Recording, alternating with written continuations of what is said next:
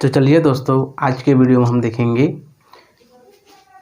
घनी इकाई सेल में उपस्थित जालक बिंदुओं की गणना या परमाणुओं की गणना या अवयवी कणों की गणना। पिछले वीडियो में आप लोगों ने देखा इकाई सेल के प्रकार, साथ ही साथ अभिलक्षण। उसी प्रकार से यहाँ जो प्रश्न पूछते हैं दोस्तों, वो होता है कि कोई भी घनी सेल है उसमें उसके अवयवी कणों की संख्या कितनी है, ये पूछते हैं। गणना करने के लिए पूछते हैं, जिसमें आपका सरल घनी सेल आ जाएगा, अंतः केंद्रित सेल आ जाएगा और फलक केंद्रित घनी सेल भी आ जाएगा। ठीक है, इसी प्रकार से हम देखेंगे। साथ ही साथ जो सरल घनी सेल में है उनमें परमाणुओं की संख्या कितनी होती है, फलक केंद्र में परमाणुओं की संख्या कितनी होती है, अंतः केंद्रित में परमाणुओं की संख्या कितनी होती है, ये सारी चीज़ें हम देखेंगे। लेकिन इन परमाणुओं की गणना किस प्रकार से की जाती है और कैसे की जाती है, किस आधार पर की जाती है, हम सारी देखेंगे। यदि ये वीडियो आपको अच्छा लगता है, लाइक, कमेंट एंड शेयर अवश्य करें, सब्सक्राइब करना ना भूलें। तो चलिए शुरू करते हैं। यहाँ पे 3 नियम हैं। इन नियमों को आप समझ गए, इन बिंदुओं को समझ गए तो देखते ही आप उसके परमाणुओं की संख्या को आसानी से निकाल सकते हैं। वो कैसे, देखिए। किसी घनी इकाई सेल के कोनों पर उपस्थित जालक बिंदु 8 इकाई सेलों द्वारा सहभाजित करता है या सहभाजिता करता है, सहभाजिता रहता है। अतः एक इकाई सेल में उसकी सहभागिता 1/8 होगी। देखो, किसी घनी सेल के कोनों पर, कोई भी घनी सेल हो, चाहे वो फलक केंद्रित हो, चाहे वो सरल हो, चाहे अंतः केंद्रित हो, सबके कोनों पर एक एक जालक बिंदु उपस्थित होते हैं। मतलब 8, यहाँ देख सकते हैं 1 2 3 4 5 6 7 और ये 8 इकाई सेल किसे कहा जाता है, जो एक जालक बिंदु होती है उनके एक छोटे से समूह जो उस जालक, क्रिस्टल जालक के एक क्या होते हैं, प्रतिरूप होते हैं, उसे इकाई सेल कहते हैं। उसी इकाई सेल से यदि उस इकाई सेल को बहुत सारे इस प्रकार से समन्वित कर दिया जाए तो एक क्रिस्टल जालक का निर्माण होता है। ठीक है, तो उसके प्रत्येक कोने पर 8 इकाई सेल होते हैं। अब ये 8 इकाई सेल जो होता है, जितने भी इकाई सेल होंगे अन्य इकाई सेल, उनसे क्या होता है, वो सहभाजित रहता है। देखो लिखा है ना, कोनों पर उपस्थित जालक बिंदु 8 इकाई सेलों द्वारा, एक कोनों पर उपस्थित जालक बिंदु, कोनों पर कौन सा, ये मान लीजिए कोनों पर स्थित है। ये जो जालक बिंदु है 8 इकाई सेल और 8 इकाई सेल द्वारा सहभागिता रहती है। मतलब अतः एक इकाई सेल में उसकी सहभागिता 1/8 होगी। कहने का अर्थ ये है, मान लीजिए एक जालक बिंदु है, कोने पर स्थित है, तो ये अन्य 8 से और क्या जुड़ा रहेगा, जैसे 1 2 3 4 5 6 7 और ये 8। अब बताइए, ये हो गया मान लीजिए 1 2 3 4 5 6 7 और ये 8। ध्यान से समझना, आसानी से समझ जाओगे।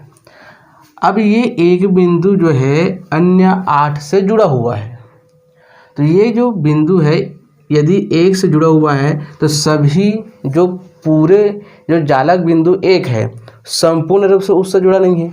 ये केवल अपने भाग से जुड़ा हुआ है, यहाँ तक के जुड़ा हुआ है, 2 यहाँ तक का जुड़ा हुआ है, 3 यहाँ तक के जुड़ा हुआ है, 4 यहाँ तक का, 5 यहाँ तक का, 6 यहाँ तक का, 7 और ये 8।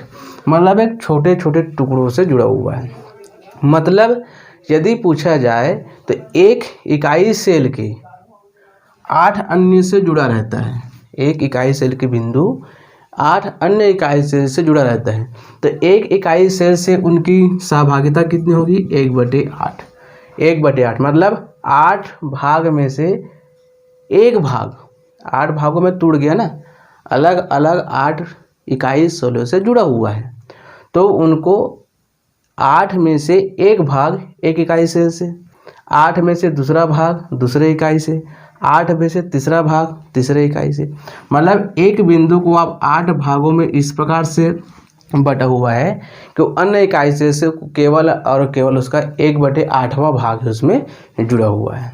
ठीक है, इतना याद रखिए।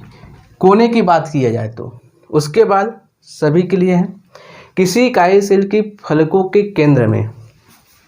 अब यहाँ पर देखिए, किसी इकाई सेल के फलकों के केंद्र में, फलक केंद्रीय घनी सेल होता है, फलक के केंद्र में उपस्थित जालक बिंदु 2 इकाई सेल में उभयनिष्ठ होता है, अतः प्रत्येक इकाई सेल उसकी सहभागिता 1/2 होती है। एक हमने क्या पढ़ा था, फलक केंद्रीय, मतलब फलक केंद्र मतलब प्रत्येक फलक के मध्य में स्थित होता है।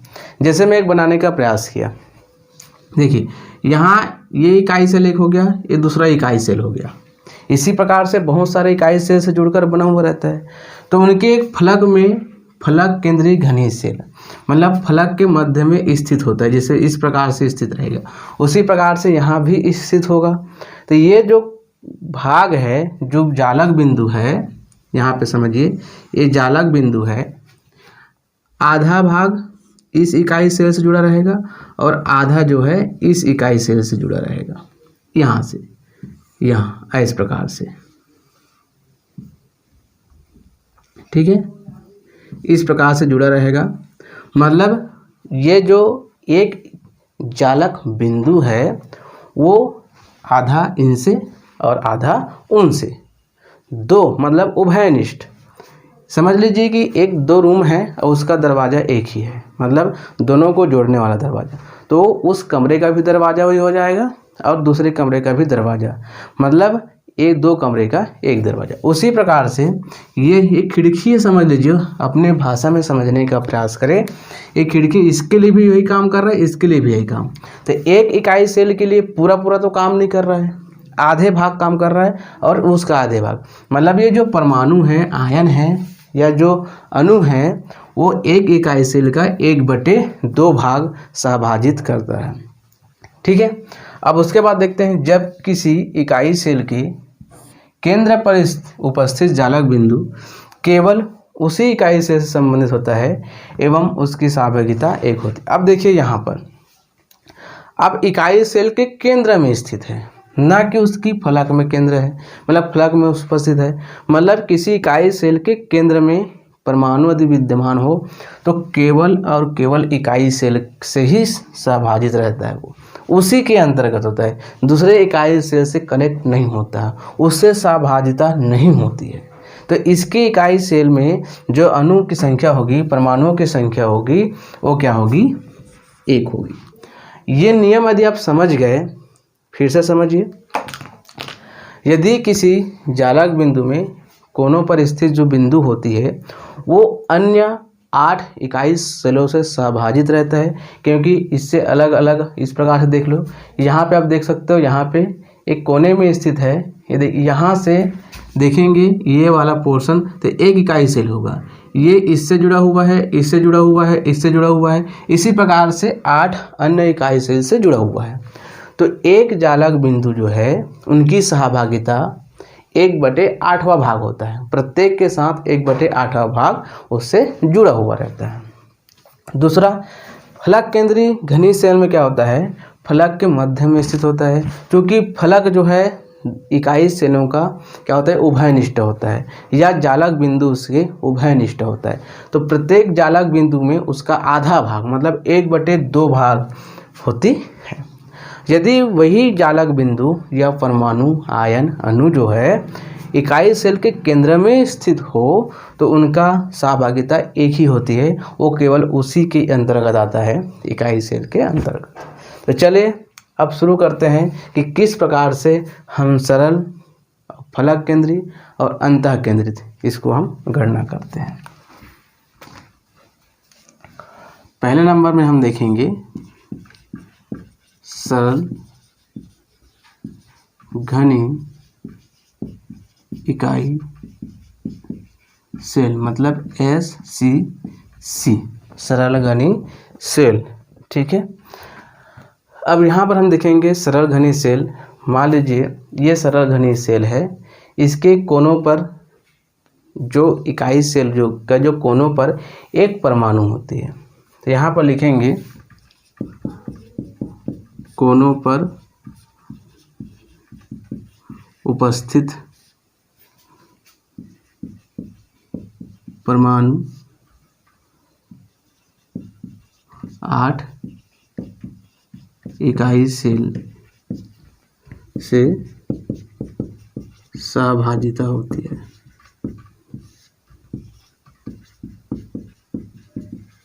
तो यहाँ पे क्या हो जाएगा, 8 बिंदु जो है 8 इकाई सेलों से जुड़ा होता है, उनकी सहभागिता क्या होती है, 1/8। प्रत्येक बिंदु या जालक बिंदु जो कोनों पर स्थित होते हैं वो अन्य क्या होते हैं, आपके इकाई सिरे से जुड़ा होता है, तो इसकी सहभागिता क्या होती है, 1/8। तो यहाँ पर क्या हो जाएगा, एक ये कैंसिल हो जाएगा, तो यहाँ पे हो जाएगा 1। मतलब सरल घन इकाई सेल में अवयवी कणों की संख्या या परमाणु की संख्या क्या होती है, 1। मतलब एक इकाई सेल में, या बोल सकते हो कि पूरे 8 इकाई सेल से यदि योग किया जाए उसका, तो केवल और केवल एक ही परमाणु अन्य क्या होते हैं, इकाई सेलों से जुड़ा रहता है। मतलब परमाणु की संख्या कितनी होगी, 1 होगी, किसमें, सरल घनीय सेल में। अब हम दूसरा नंबर का देखते हैं। दूसरा नंबर का हो जाएगा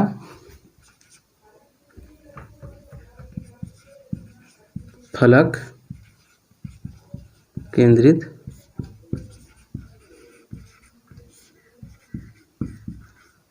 घनी सेल। अब फलक केंद्रित घनी सेल में आप देखिए कोनों पर तो उपस्थित है ही, फलक केंद्रित घनी सेल में क्या हो जाएगा, 8 कोनों पर उपस्थित, 8 कोनों पर, जो 8 कोनों पर होते हैं उनकी सहभागिता क्या होती है, 1/8 परमाणु। तो कितना हो जाएगा, ये और ये कैंसिल हो जाएगा, कितना हो जाएगा, 1 परमाणु। ठीक है। उसके बाद आप देखेंगे फलक, तो कितने फलक होते हैं, 6 फलक होते हैं, एक इधर एक इधर, 2 हो गया, 2 4 और 2 6। तो यहाँ पर लिखेंगे 6 फलक पर सहभागिता क्या होती है, फलक का उभयनिष्ठ होता है, मतलब 1/2 होता है, 1/2, तो 2 तिया 6, कितना हो जाएगा, 2 तिया 6, 3 परमाणु हो जाएगा। ठीक है। तो एक कोनों पर स्थित है और 3 जो है उसके फलक पर स्थित है, तो कितना हो जाएगा, 4 परमाणु हो जाएगा। ये देखिए, मतलब फलक केंद्रीय घनी सेल में 4 परमाणु होती है, ये आपको याद रखना है। यहाँ पे कितना होता है, 1 होता है। उसी प्रकार से हम देखेंगे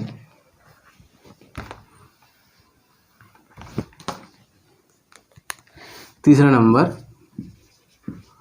अंतः केंद्रित घनीय सेल। अंतः केंद्रित घनी सेल में कोनों पर उपस्थित परमाणु 8 इकाई सेल से सहभागिता होती है, तो क्या हो जाएगा, यहाँ पे 8 गुना 1/8, ये कोनों पर स्थित है, प्लस, अब मैंने क्या बोला, अंतः केंद्रित घनी सेल, मतलब ये जो वाला है वो इकाई सेल के केंद्र में स्थित है और किसी से सहभागिता नहीं करती है, उसी के अंतर्गत होती है, तो इनके जो परमाणु क्या हो जाएंगे, 1, मतलब उसी के अंतर्गत, पूरा पूरा उसी का हो गया। तो ये हो जाएगा, ये कैंसिल हो जाएगा, 8 एकम 8 प्लस 1, कितने हो जाएंगे, 2। मतलब अंतः केंद्रित घनी सेल में परमाणु की संख्या 2, फलक केंद्रित घनी सेल में परमाणु की संख्या 4, और अब देखेंगे सरल घनी सेल में परमाणु की संख्या 1। तो इस प्रकार से आपको क्या करना है, घनी इकाई सेल में उपस्थित जालक बिंदुओं की संख्या की गणना करनी। यदि आपको प्रश्न पूछते हैं तो प्रश्न कैसे पूछेंगे कि घनी इकाई सेल में उपस्थित जालक बिंदुओं की गणना निम्न बिंदुओं के आधार पर कीजिए, अंतः केंद्रित घनी सेल और फलक केंद्रित घनी सेल। कोई भी 2 देगा, क्योंकि इसमें से केवल और केवल 4 नंबर का आएगा, तो प्रत्येक को वो कितने कितने अंक का दे देगा, 2-2 नंबर का देगा। तो 2-2 नंबर का देंगे तो कोई भी तीनों में से कोई भी 2 आपको प्रश्न पूछेंगे कि इसकी परमाणु की संख्या आप बताइए। तो आपको इसी प्रकार से आपको निकाल के दिखाना है। तो साथियों छोटा सा वीडियो था, आगे हम इससे संबंधित वीडियो और बनाएंगे। ये वीडियो आपको कैसा लगा ज़रूर बताइएगा। तो दोस्तों आज के लिए इतना ही, थैंक यू।